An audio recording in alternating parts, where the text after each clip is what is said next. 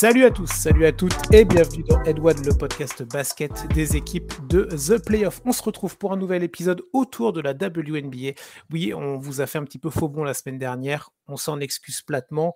Et pour essayer de se faire pardonner, alléluia, l'équipe est enfin réunie.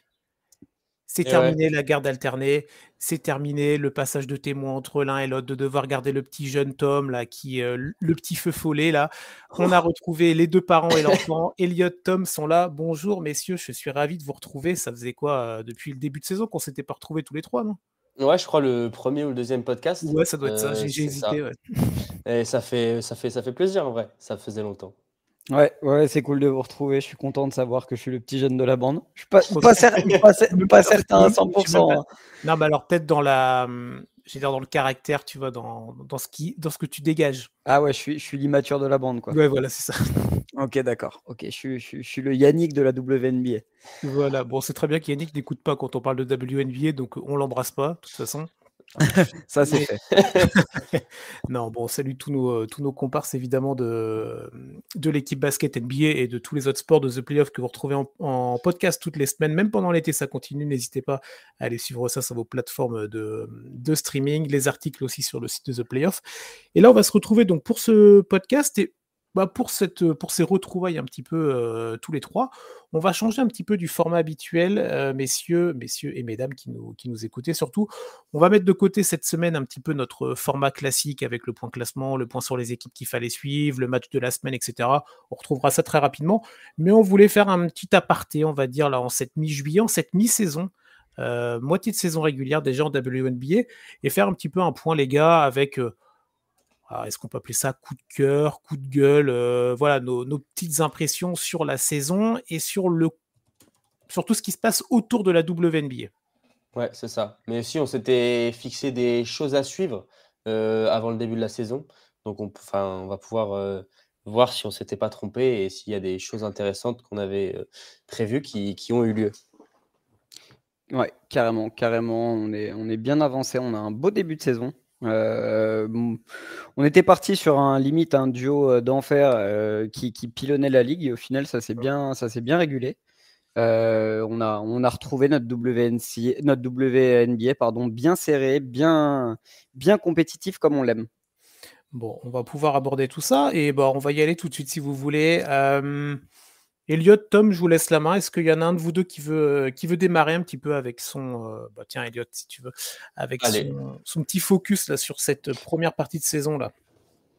Donc moi, ce que je voulais aborder avec vous aujourd'hui, c'est une franchise, ce sont les Golden State Valkyries, et c'est surtout tout ce qui se passe autour du Chase Center et je dirais l'affluence des Valkyries et l'engouement que cette nouvelle franchise qui a été créée cette année a suscité dans la baie de San Francisco. Donc, quelques petits chiffres, bien sûr. Donc, une affluence moyenne de 18 064 spectateurs, qui est tout simplement la capacité maximale du Chase Center. C'est un record parce que aucune équipe dans l'histoire de la WNBA n'avait dépassé les 18 000 fans de moyenne sur ses premiers matchs à domicile. Cette saison, elle devance donc le Fever qui est à 16 000 et le Liberty aussi qui est à 16 000. Donc, le Fever qui a l'attraction Caitlin Clark et les New York Liberty championnes en titre qui ne font pas plus d'affluence que les Golden State Valkyries qui sont une franchise toute nouvelle. En 2024, donc c'était Indiana qui était en tête de la ligue avec 17 000 fans en moyenne. Et donc cette année, les Valkyries font encore mieux. Et moi, ça m'avait justement choqué sur un match où vraiment, j'avais jamais ressenti une telle ambiance pour un match de WNBA. Ça rappelait vraiment l'Oracle Arena Prime, où tout le monde était en jaune et se levait sur les paniers à 3 points de Steph Curry. Et puis, je trouve que c'est vraiment cool pour les joueuses. On sait que notamment, nous, on a des joueuses françaises qui sont là-bas, Carla Leigh, Janelle Salin et bientôt peut-être Iliana Rupert. Donc, avoir un soutien comme ça pour une franchise toute nouvelle, des joueuses internationales. Au-delà de ça, on a Cecilia Zanassini qui est italienne, on a Temi Fagbenle qui est britannique. Donc, c'est pas forcément une franchise où c'est très implanté dans la culture américaine. Et pourtant, beaucoup de soutien. la coach Nathalie Nakasse qui disait que les fans attendaient ça depuis 20 ans. C'est une vraie réussite collective et la preuve que la WNBA était attendue dans la Bay Area. Et c'est vrai, on sent que c'est la continuité du succès que les Warriors ont eu avec le public de San Francisco. On voit Brandon Podziemski qui est là, Steve Kerr qui est passé, Kevon Looney.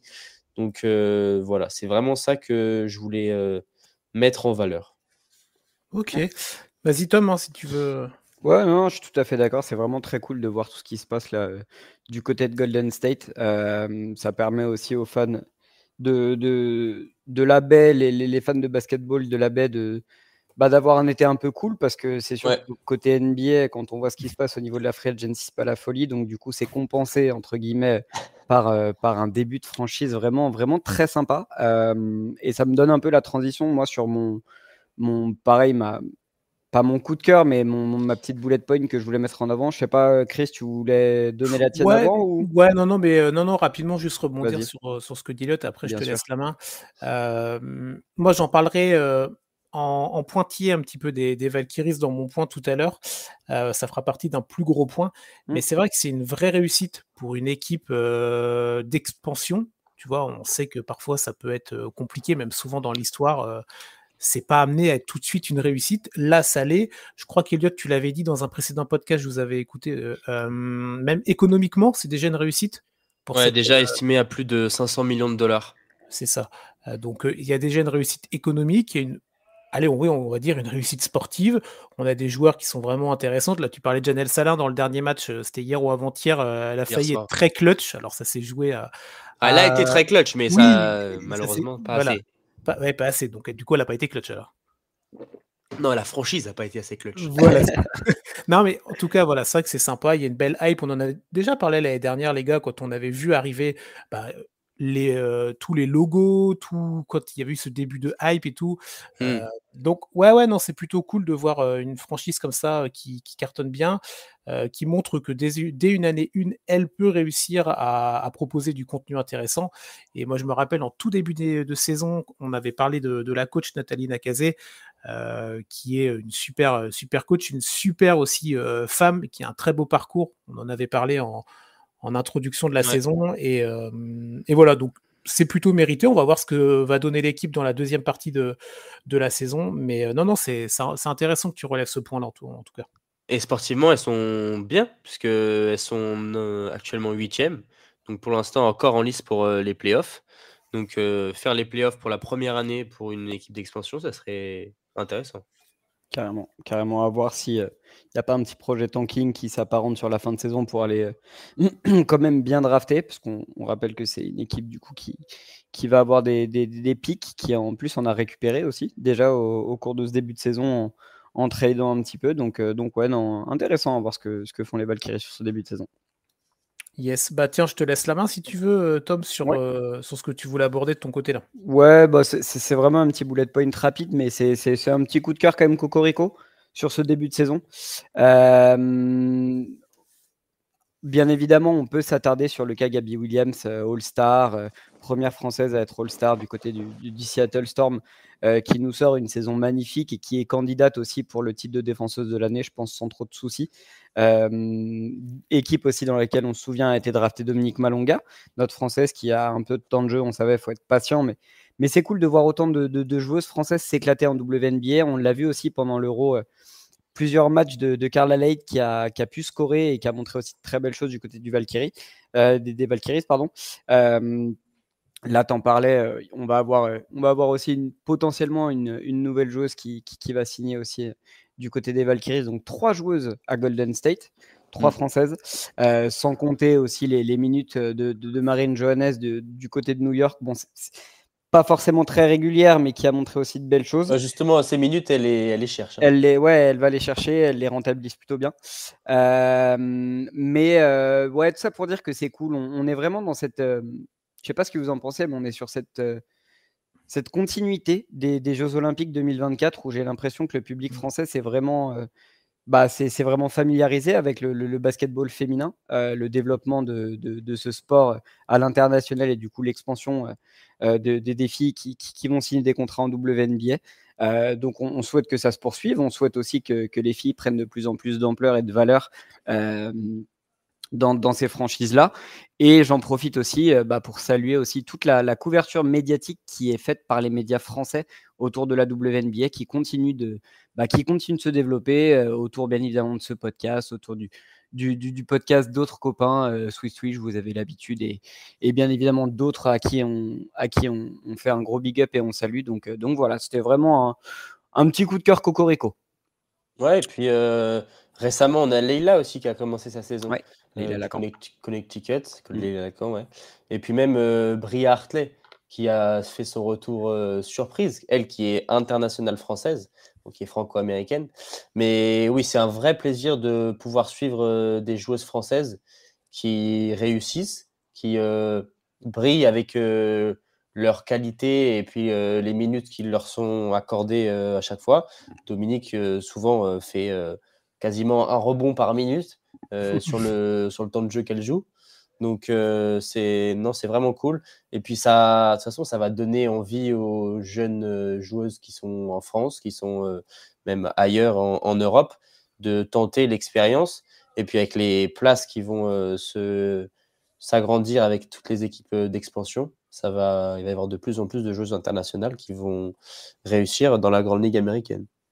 Et pour compléter, rebondir, totalement d'accord sur le parallélisme que tu fais avec les JO, Tom, de 2024. Alors, il y a eu le succès populaire qu'on a connu évidemment, mais le succès sportif aussi de nos équipes de France, que ce soit dans le basket ou dans d'autres sports, mais là on est sur le basket évidemment, avec 2 finales pour que ce soit les garçons et les femmes, et même au-delà de cette compétition-là, on voit qu'il y a un vrai terreau, un vrai vivier de joueurs et de joueuses en France qui performent de plus en plus et qui du coup sont de plus en plus scoutés, observés, parce qu'on n'est plus dans les années 90 ou début 2000.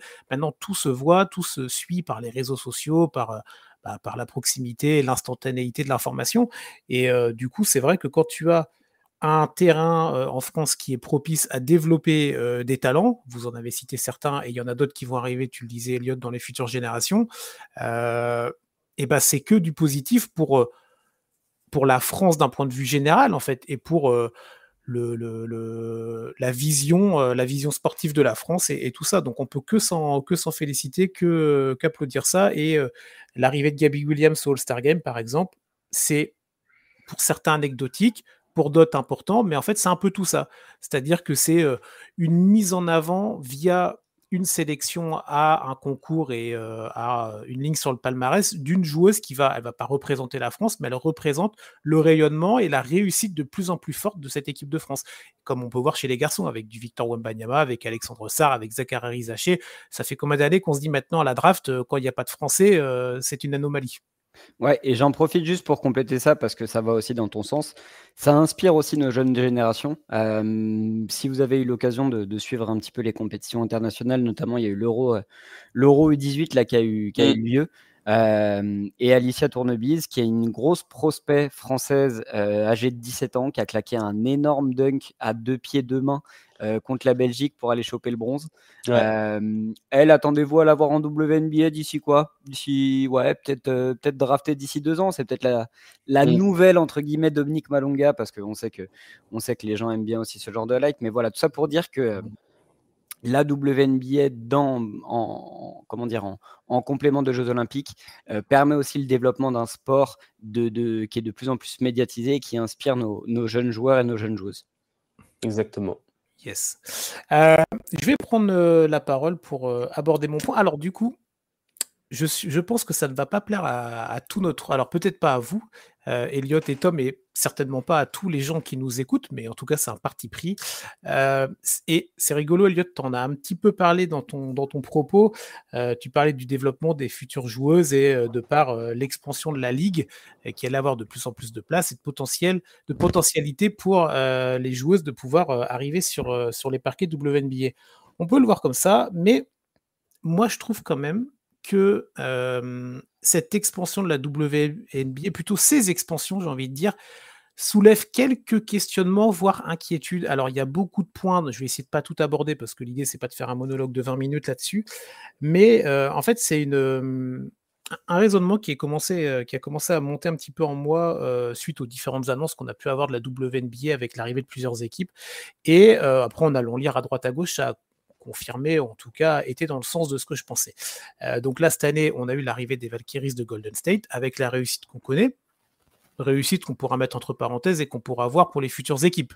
Parce que le gage de réussite des Valkyries cette année n'est pas un gage de réussite pour toutes les futures franchises qui vont arriver en WNBA. On va avoir l'arrivée l'année prochaine de 2 équipes, Toronto et Portland. On va avoir l'arrivée en 2028 de Cleveland, on va avoir l'arrivée en 2029 de Détroit et on va avoir l'arrivée en 2030 de Philadelphie.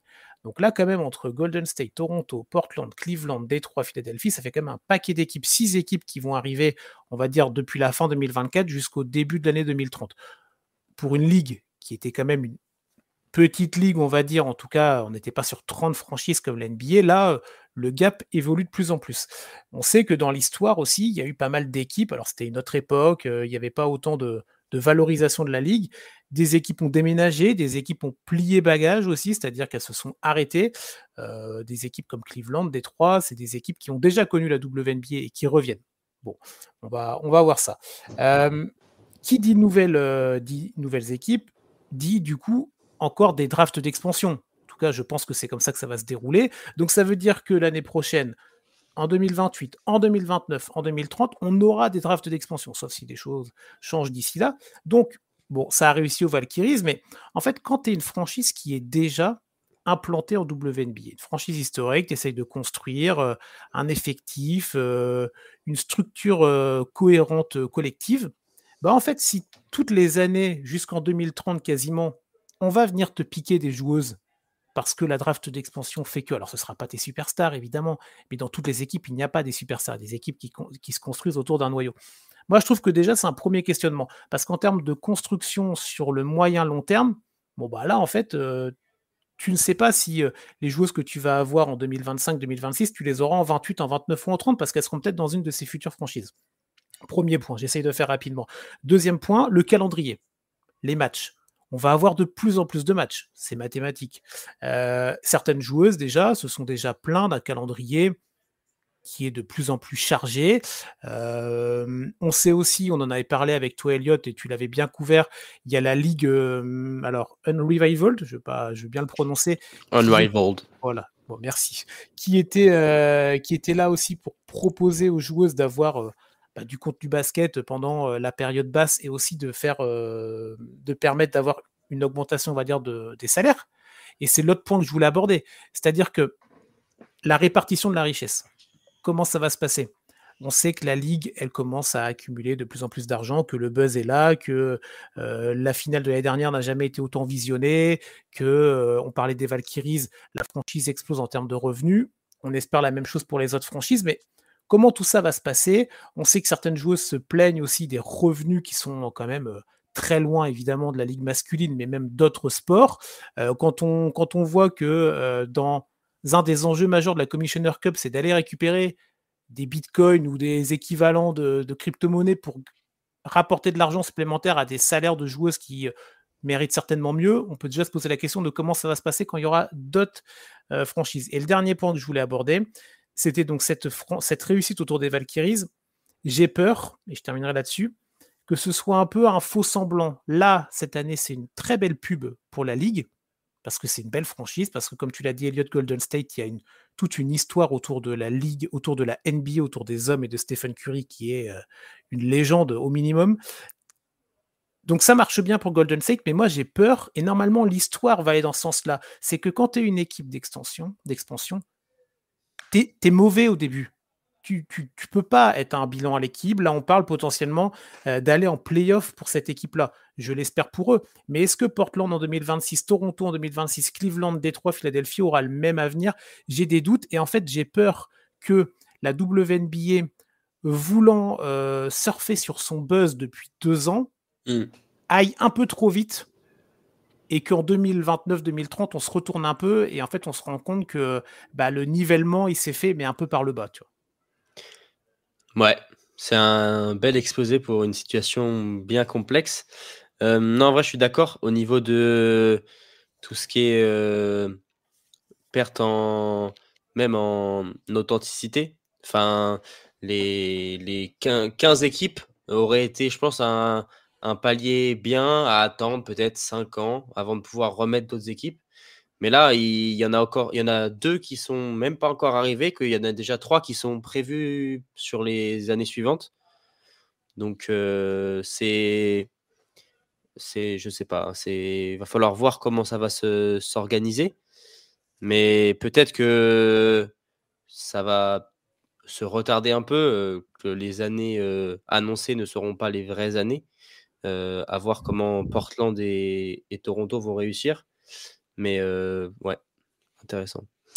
C'est très intéressant que tu développes ce point parce que c'est un point qu'on avait développé il y a 2 semaines pendant le space qu'on avait fait là le mercredi soir. Et je ne vous ai pas écouté. Hein. Mais du coup, c'est ça qui est d'autant plus intéressant.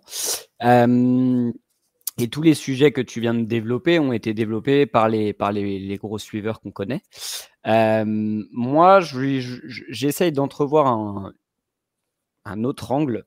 À la base, la WNBA était une ligue d'été. Je pense que plus ça avance et plus la médiatisation se fait et plus l'importance de la ligue se développe, plus il va y avoir une vraie réflexion autour d'un équilibre entre le calendrier NBA et le calendrier WNBA. Ce qui paraît logique, tu as plus de franchises en WNBA, donc forcément, tu auras plus de matchs.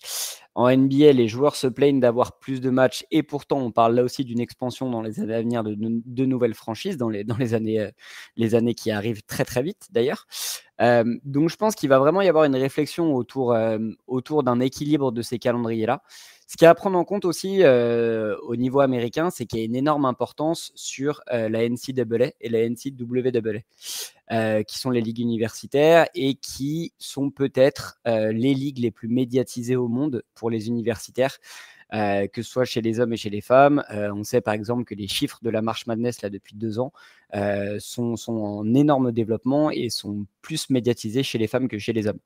Donc il va y avoir un équilibre à trouver. Moi je suis d'accord avec toi, il ne faut pas non plus tomber dans la caricature de OK, une ligue se développe, donc on va créer une nouvelle franchise toutes les 2 semaines. Il y a un équilibre aussi à trouver au niveau du CBA, au niveau des salaires, t'en as très bien parlé.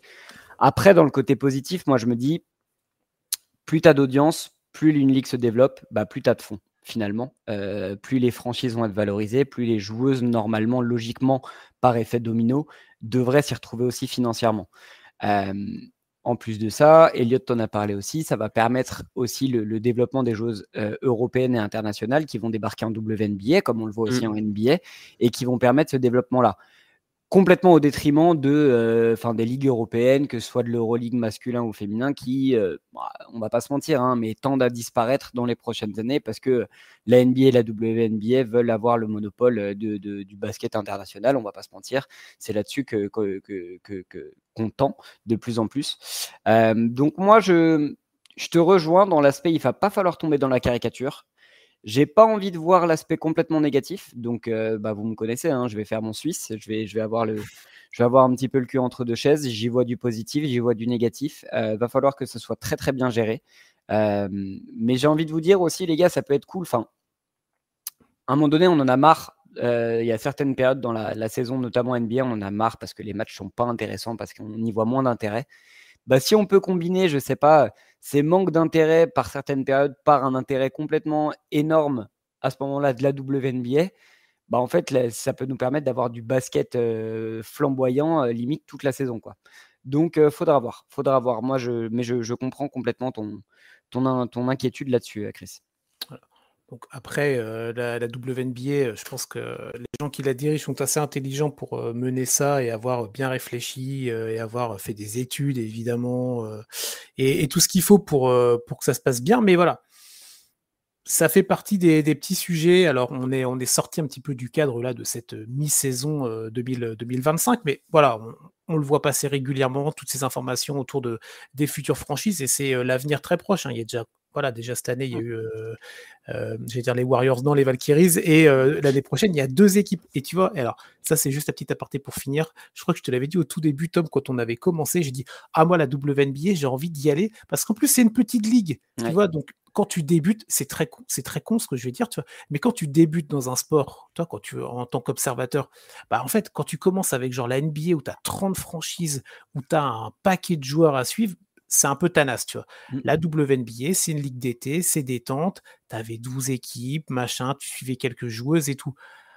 Si tu commences à monter à 17-18 équipes, en fait, j'ai l'impression qu'on va vers, une sorte de NBA bis, Ouais. et moi, c'est pas le modèle qui me tend le plus, parce que la NBA à l'heure actuelle, c'est pas, je prends moins de plaisir qu'il y a quelque temps de ça, tu vois? Tu es en train de me dire qu'un Utah-Portland, ça te fait pas te lever à 4h du matin? Non, et je pense que, tu vois, en 2030, un, Cleveland-Détroit en WNBA, ça me fera pas me lever non plus, tu vois? Oh, ne sait-on jamais. Mais Sait-on jamais? j'entends, je suis d'accord avec toi. Mais voilà. En plus, toi, j'ai rien contre les villes, mais Cleveland, Détroit, tu vois? Je veux dire, pour nous, Européens, c'est pas sexy, tu vois? Ouais, après, il y a quand même une histoire basket dans Bien les sûr. deux. Ouais. Voilà, et puis Détroit, ça a 3 titres WNBA. Non, non, bien Non, sûr. pour le coup, Détroit, c'est une vraie ville de Tu, basket. nous- Moi, tu nous fais une Sophie Cunningham, là, Chris. moi Ouais, c'est beh, oui, oui, c'est je plutôt l'ai lu Portland. son truc. Bon, ça m'a fait rire plus qu'autre chose, tu vois? Parce qu'elle voulait Miami, Kansas City, je crois, des trucs un peu plus fun, tu vois? Mais Ouais. bon, tant qu'il y a pas Boston, hein, Tom? Moi, c'est Portland. Portland, à un moment donné, moi, je lutte pour qu'ils déménagent leur franchise NBA et ils nous remettent une franchise WNBA. D'ailleurs, il y a le nom qui est sorti aujourd'hui. Ils Ouais, le reprennent le Fire, nom, là. ouais, ils reprennent le nom du Fire, du coup. Le logo est sympa. Moi, j'aime bien.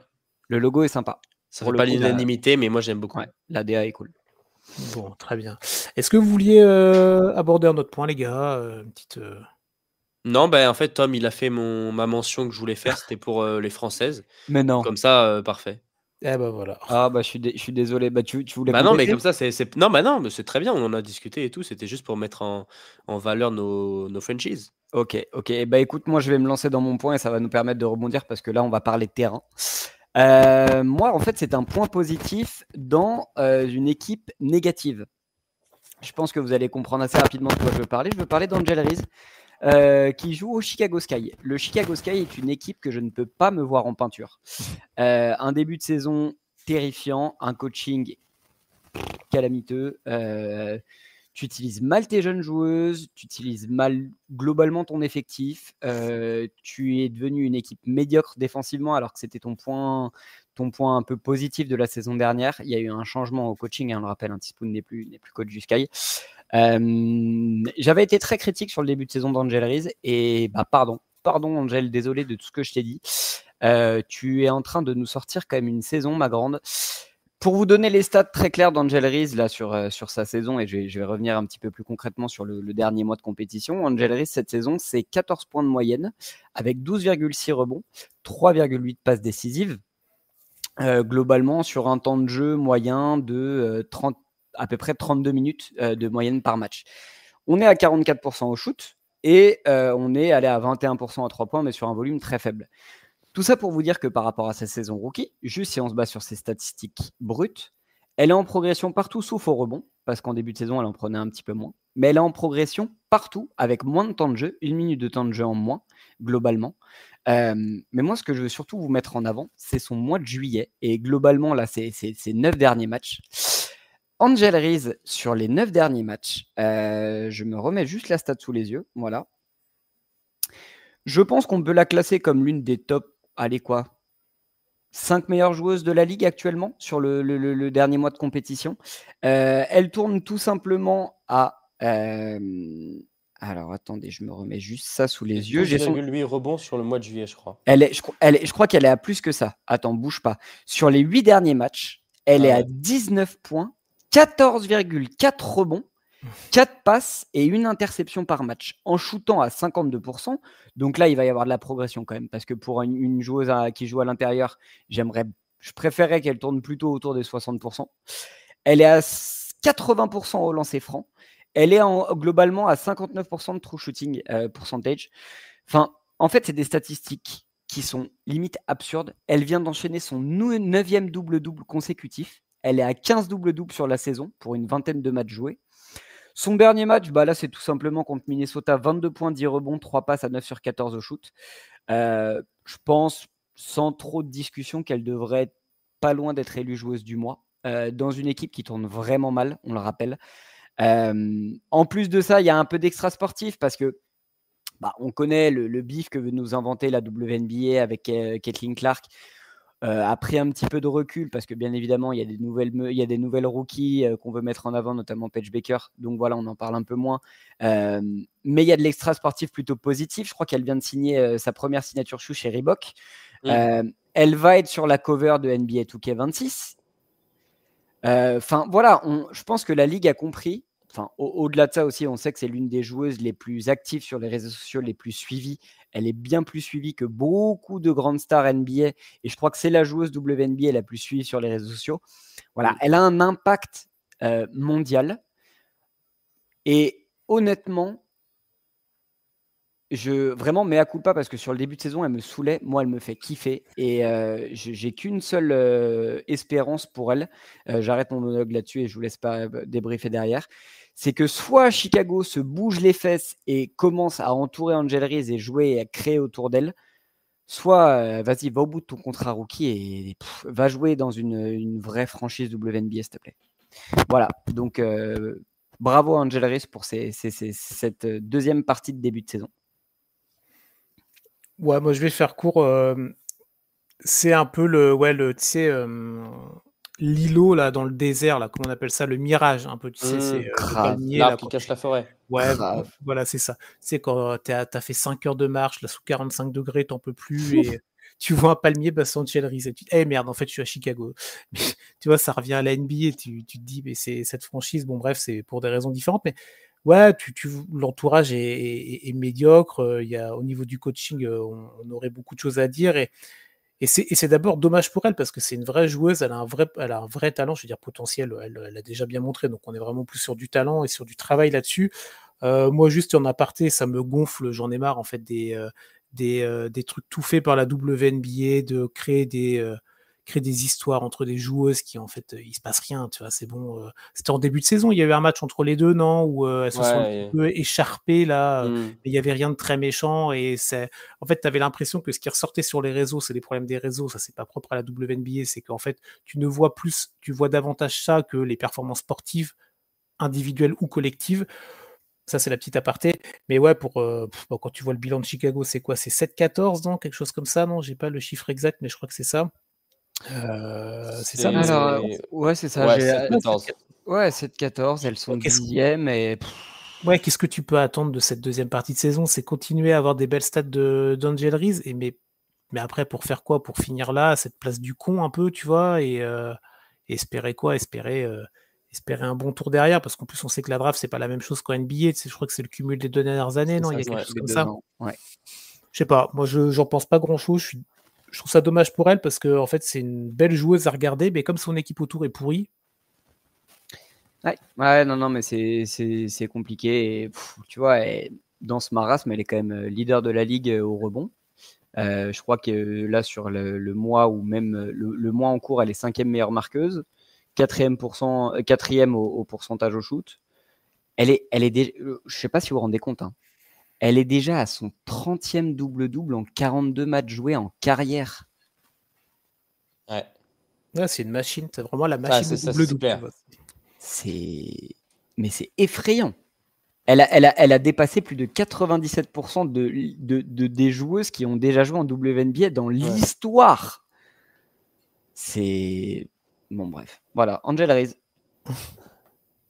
Exactement. En vrai, c'est... Là, elle a vraiment... j'en ai parlé sur une autre plateforme, mais elle a vraiment pris un tournant dingue sur ce mois de juillet. Puis avec une espèce de... On sent que ça lui fait du bien de performer, ça la soulage. Elle est très expressive à chaque fois qu'elle met un panier, un N1 ou quoi. On sent qu'elle a sûrement douté sur le début de saison où elle n'était pas au top de sa forme et que là, ça lui fait vraiment du bien de revenir à son niveau, au niveau auquel elle a fini la saison passée et même mieux. Ouais, carrément. Yes. Bon, on a fait notre petit tour. Tiens, Elliot, tu voulais juste aborder, revenir sur un point d'actu là pour revenir dans une temporalité plus proche avec le All-Star Game. Là, on en a parlé sur les différents épisodes les semaines précédentes. Là, ça y est, on y est là.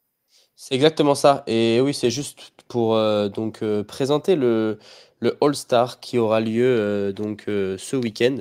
Les concours auront lieu vendredi et le match dans la nuit de samedi à dimanche à 2h30 heure française. Et donc, on aura la team Clark qui affrontera la team Collier. Donc, il y a eu une draft pour faire les équipes. Et je vais donner juste les titulaires. Donc, Team Clark titulaire, Aliyah Boston, Sabrina Ionescu, Edja Wilson, Satou Sabali et Caitlin Clark. Donc. Et Team Collier, Nafisa, Brianna Stewart, Alicia Gray, Nneka Ogwumike, Paige Bakers. Et aussi, on a appris le forfait de Ryan Howard qui était remplaçante dans la team Collier, qui sera remplacée par Kayla McBride. Donc, ça nous fait 3 joueuses de Minnesota sur ce All-Star Game. Et on a eu donc aucun trade de joueuses à l'issue de cette draft. Mais par contre, on a eu un trade de coach. Parce que Cheryl Reeve était censée coacher Team Collier. Était censée coacher Team Clark et finalement va avec sa joueuse Nafisa Collier. Et Sandy Brondello viendra coacher Sabrina Ionescu et Caitlin Clark. Yes. Vous aviez pu suivre, vous avez pu voir un petit peu. Moi, je vous avoue, j'ai pas vu cette draft entre guillemets. Elle était télévisée, non? C'est ça encore comme ils avaient fait en NBA il y a quelques années. Bon, ils l'ont arrêté. Et c'était sympa ou elles ont fait le minimum syndical? Honnêtement, j'étais en vacances, j'ai pas vu, mais je sais que Nafisa Collier arborait un t-shirt Unrivaled. Donc ça, c'était un peu provocateur et c'était marrant. Ouais, bah écoute, non, moi c'était sympa. Moi j'ai trouvé ça sympa, mais je trouvais le concept déjà sympa en NBA. Si on doit juste reprendre 2 secondes les effectifs, Angel Reese ne va pas starter, quoi. Voilà. Après tout ce qu'on vient de dire, Angel Reese ne va pas starter. Et on en a parlé un peu en off. J'ai l'impression qu'à l'unanimité, on a quand même tous un gros coup de cœur pour l'équipe Nafisa Collier. Hein. Bah déjà, il y a Nafisa Collier dedans. Mais toi, t'es pas objectif, toi. C'est ça le problème. Non, après, les 2 équipes sont sympas, mais bon, après, c'est toujours pareil, tu sais, là, c'est un alignement de talents individuels que tu vas mettre dans une équipe. Bon, on verra bien. Et du coup, ça, c'est... tu nous as donné les dates, Elliot, je t'avoue, j'ai pas... C'est samedi soir, dans la nuit de samedi à dimanche, à 2h30, dimanche dans la nuit de samedi à dimanche. Bon, très bien. Ce sera sur le League Pass, je présume, de toute façon.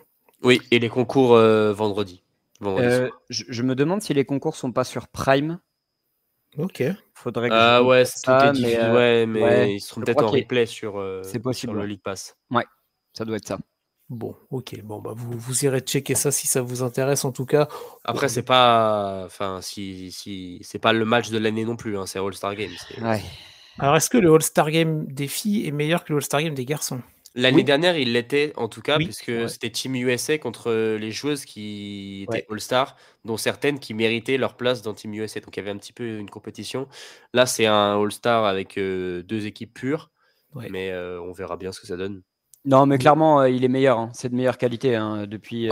Sans faire pire que le All-Star NBA. Ouais, parce que là, en fait, ce qui est cool avec le All-Star Game féminin, c'est elles ont quand même l'esprit de compétition. Elles doivent encore. Elles sont encore dans le mode, on doit encore prouver. On est encore une petite ligue, on doit encore être encore plus médiatisé, on doit faire nos places, on doit prouver que telle et telle joueuse mérite d'être à tel et tel rang. Et puis même, en fait, il y a juste à regarder la WNBA sur la saison régulière et on se rend compte qu'il y a du trash talking, il y a une vraie compétition entre les joueuses et on le retrouve un peu sur le All-Star Game. Bon, à toute proportion gardée, hein, les joueuses ne veulent pas non plus se blesser à un mois et demi des playoffs, mais c'est nettement plus agréable à regarder que la purge qu'on a tous les ans chez les mecs. Et que plus personne ne regarde, honnêtement. Plus personne ne regarde. Non. Bon, bah voilà. On a fait un petit point un petit peu là dans cet épisode un petit peu spécial pour cette mi-saison en ce 15 juillet, quand nous on tourne là, pour nous en tout cas. Tom et Elliot, c'était un vrai plaisir de vous retrouver. On dit ça à chaque fois, mais là c'est plus que de la politesse, c'est vrai. C'était sympa de vous retrouver et de reformer l'équipe pour cet épisode. On espère que ce sera pas la dernière avant les finales, tu vois. Ouais, bah si, on se retrouve l'année prochaine. Ouais, voilà, c'est ça. Pour les previews l'année prochaine avec Toronto, avec Portland, avec tout ça, tu vois. Exactement. Non, par contre, c'était normalement mon avant-dernier podcast avant d'être en terre américaine. Très bien. Il va falloir qu'on joue avec les horaires. Oh là là, et ouais, ça va être une galère. Ça va être sympa. Parce qu'il y a combien avec Indiana? 6 7 6, ouais, 6. Et attends, moi, c'est peut-être mon dernier podcast en région parisienne. Bon, bref, on est en train d'étaler notre vie perso, là. Surtout, voilà, on retise à nouveau que ce sera très peu probable qu'on se retrouve à 3 pendant de nombreuses semaines. Globalement, c'est ce qu'on est en train de vous faire comprendre, mais tout va bien. C'est ça. Bon, en tout cas, on vous souhaite une bonne semaine. Vous retrouverez un podcast WNBA la semaine prochaine avec qui c'est la surprise. Les épisodes de l'été de la NBA aussi, ça démarre à partir de la semaine prochaine. On a fait une petite pause là, sur cette semaine du 14 juillet pour les hommes. Et donc, les épisodes d'été un peu plus chill arrivent la semaine prochaine. On garde ça en surprise, vous découvrirez tout ça, mais je pense que le contenu devrait vous plaire. Et voilà, donc les portes ne sont pas fermées évidemment pendant l'été sur les antennes de The Playoff. Très bonne journée, très bonne soirée à vous. Merci les gars, et à plus tard. Merci Chris. Allez, ciao. Ciao.